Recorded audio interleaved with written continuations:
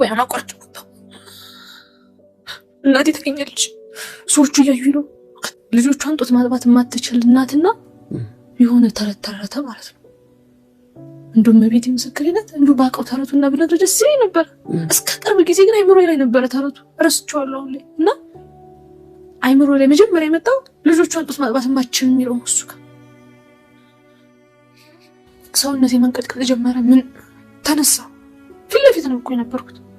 ጉባኤ እየተማርን ነው እንግዲህ። ተነሳሁ፣ ቀጥ ብዬ ወጣሁ። ጉባኤ እኮ ተቋርጦ አይወጣም፣ ነውር ነው በእኛ በጣም። ቀጥ ብዬ ወጣሁ፣ ምክንያቱም ሁሉም ወደ እኔ ዞሩ። ከዛ ደግሞ ልጆቿን ጡት ማጥባት የማትችል እናት በደረሰብኝ አደጋ ምክንያት ሁለቱም ጡቶች እንደሌሉ ያውቃል።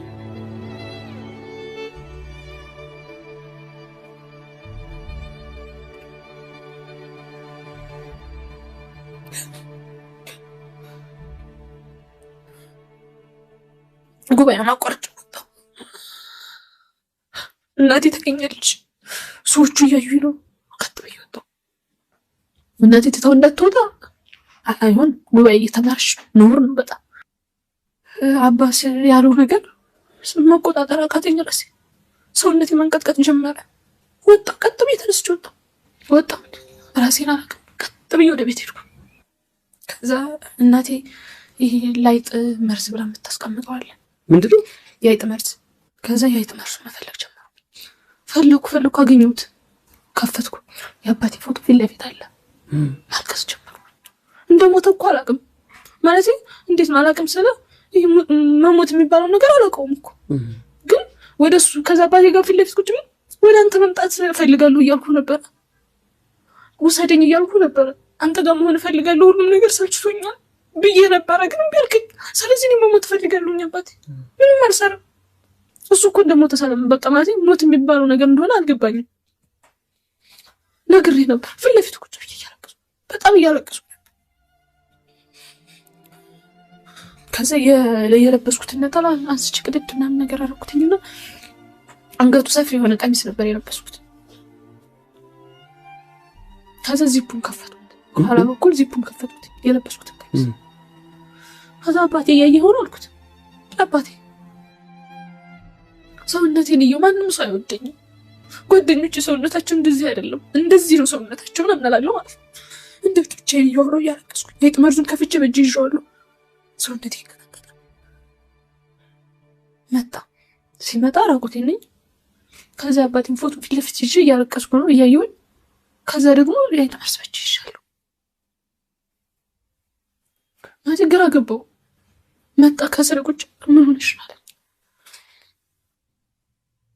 እናትሽ አታሳዝንሽም ማለት አባታችን ሞቷል። አንቺ በሞች የሚሰማንን ስሜት አታውቂም፣ እንደምንወድሽ አታውቂም።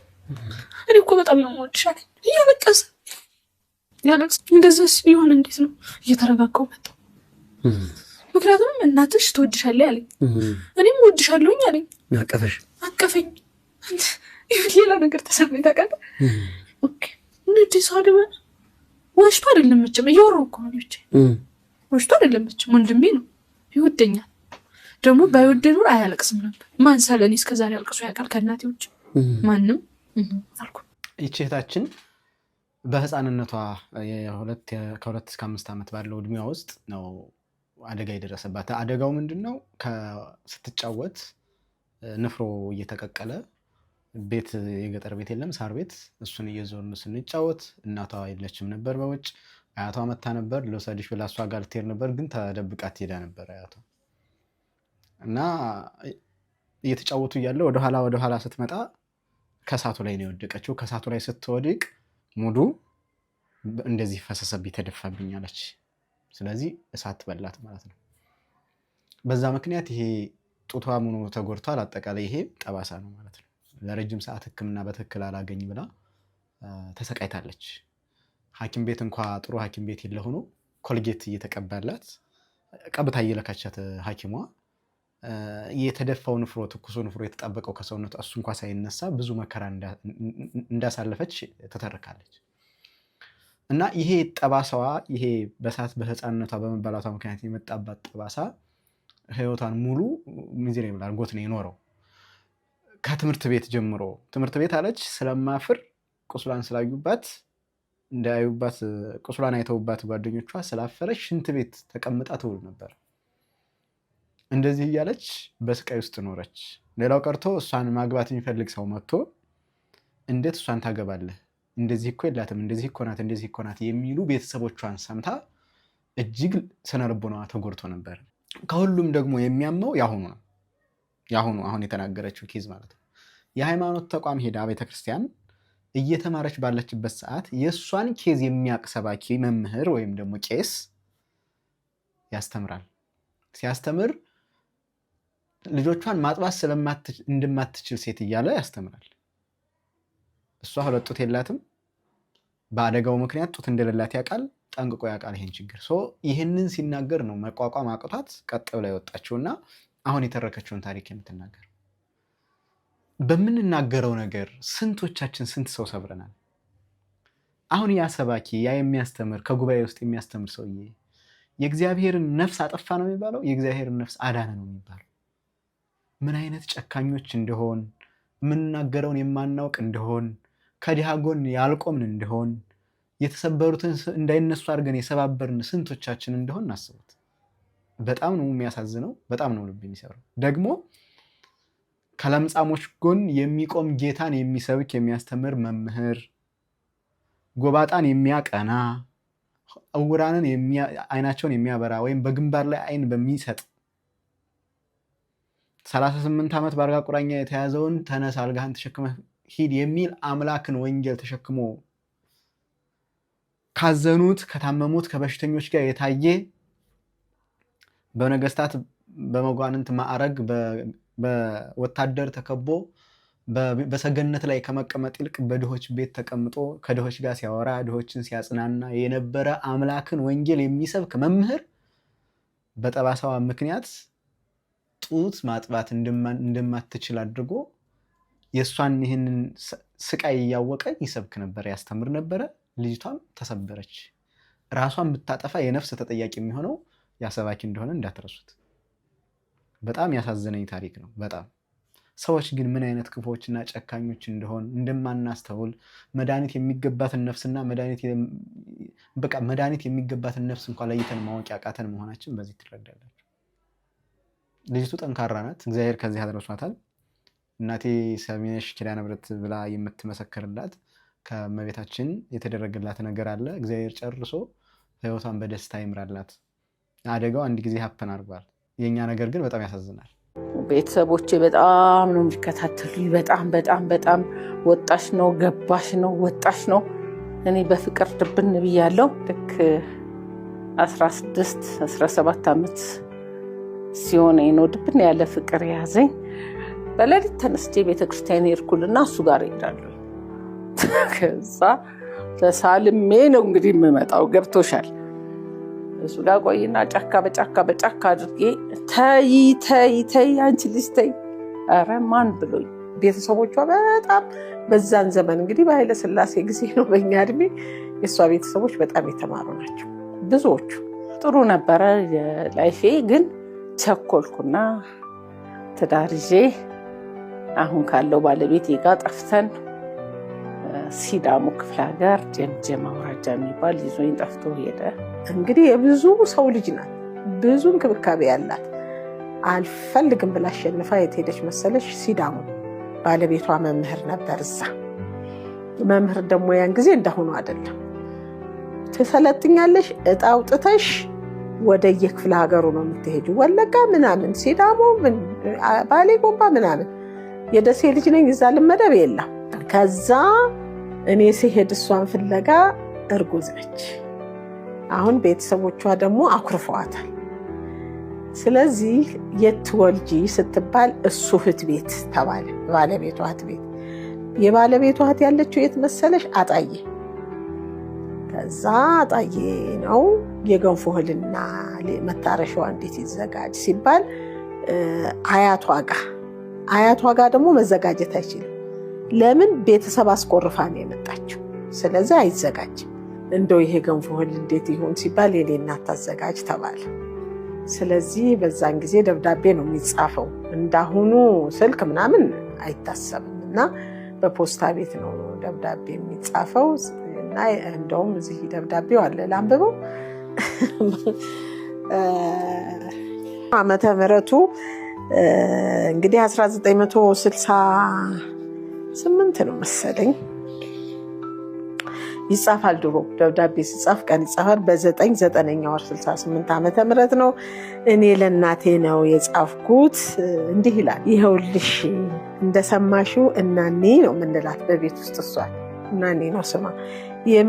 የመውለጃ ጊዜዋ ተቃርቧል። የእሷ ደስታ ያንቺም ደስታ ነው። ለእናቴ ነው የምጽፈው። እዚህ ያለችኝ እህቴ እሷ ነች። አንቺም እሷን እንደ ልጅሽ አድርገሽ በማየት ለመውለጃዋ የገንፎ እህል፣ ሽሮና የአተር ክክ፣ የምስር ክክ እነዚህን ታዘጋጃለሽ።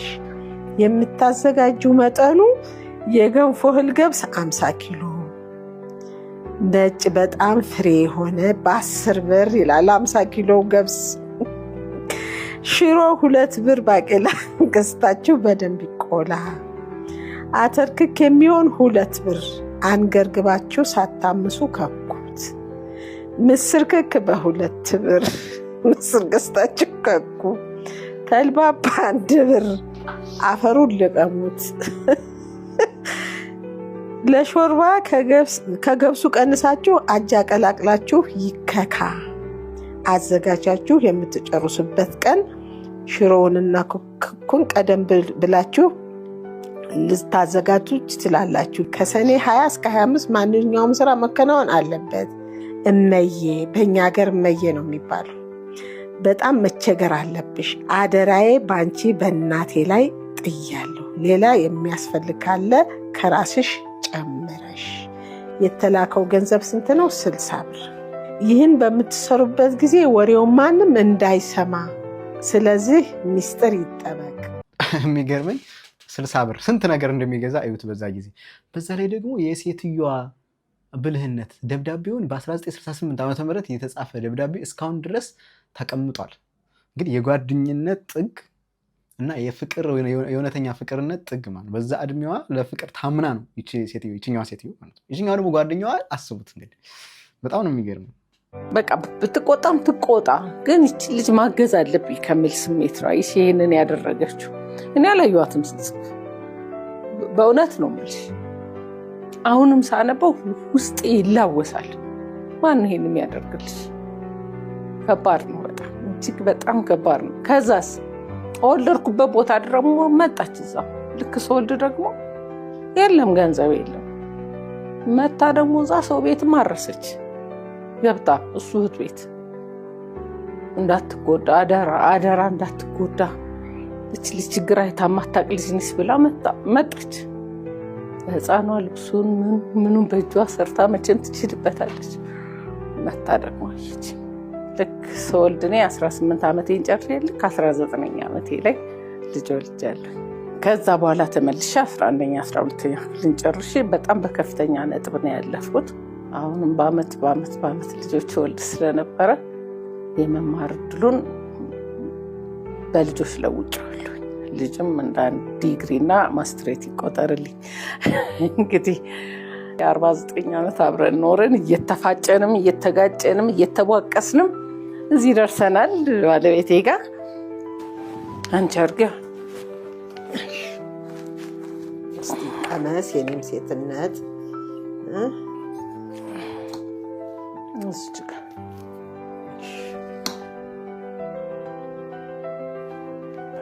ይበላ ብዙ አትብሉ ተብሏል። ይበቃል። ሰላጣ ነው በኋላ በኋላ መጨረሻ ላይ እንደ ፈረንጆቹ ነሽ። እሺ ወይ አንባብሱ በኋላ ወይ ጉድ ሰልጠነሻል። እንዴ ይኸውም ሳይንስ መምህር አይደለሁ እንዴ? እኔስ አይደለሁ እንዴ? ታዲያ ረስተሽ ምን? እንግዲህ በትምህርት በተውኩ በ17-18 ዓመቴ በኋላ የልጅ አይቼ ወደ ትምህርት ቤት ገባሁ። ስገባ 3A 1 ሲ ያገኘው። ትንሽ ሂሳብ ላይ ብዙ አይደለሁም።